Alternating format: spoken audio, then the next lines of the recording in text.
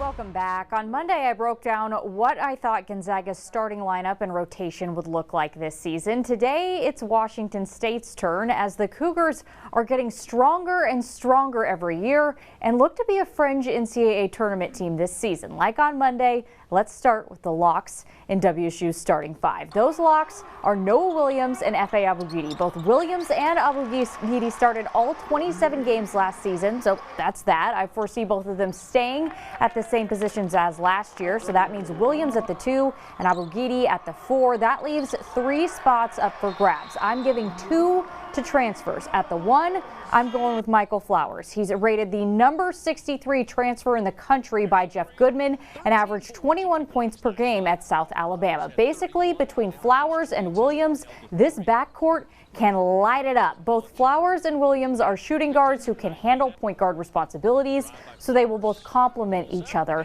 in that aspect. At the 3, I'm going with Kim Aiken Jr. Yes, he is technically going to be categorized as a forward in Kyle Smith's offense, but Aiken really is a guard-forward hybrid, which is what this team needs. I foresee Aiken really being this team's Energizer Bunny. He was the Big Sky's Defensive Player of the Year last year, led Eastern Washington in rebounds while playing the guard position, and can shoot the 3. He brings a toughness that will be much appreciated. He can also guard the opposing team's best guard. As for the 5, this is the biggest toss-up in my opinion, but for now, I'm giving it to Dishon Jackson. He really blossomed at the end of last year and became an enforcer inside. Jackson has been in the offense for a year, which gives him a slight edge over the guy who I think will be the first off the bench. That guy is only the highest rated recruit in Wazoo history. Gueye committed just a few weeks ago, and I think will really challenge Dishon for that 5 position. He's a 6'11" forward who has a ton of upside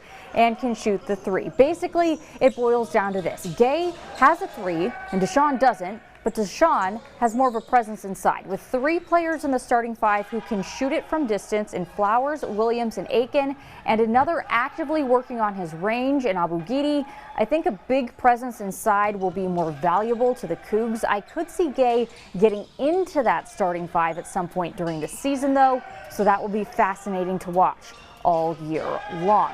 Easily the toughest thing to figure out about this team is minutes. There are a lot of question marks with 12 guys on the roster who could easily crack 10 minutes or more a game.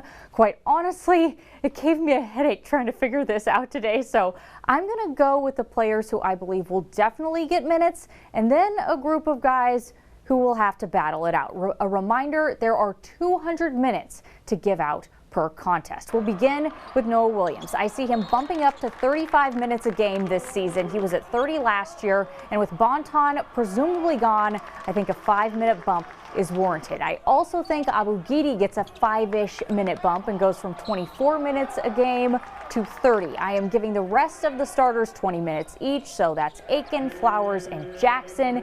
That leaves us with 85 minutes to give out. I am giving 15 to transfer guard Tyrell Roberts and 15 to Gueye. I also think DJ Rodman and Andre Yakumovsky also see 10 minutes apiece. We are now down to 35 minutes for 3 potential rotation players. Those 3 are guards TJ Bamba, Ryan Rapp, and Jefferson Kalabali, who got injured before the season started last year. I guess you could just give them 10 minutes or so apiece, but that would make a 12-man rotation, and Kyle Smith has never had a 12-man rotation at WSU or at San Francisco, where he previously coached.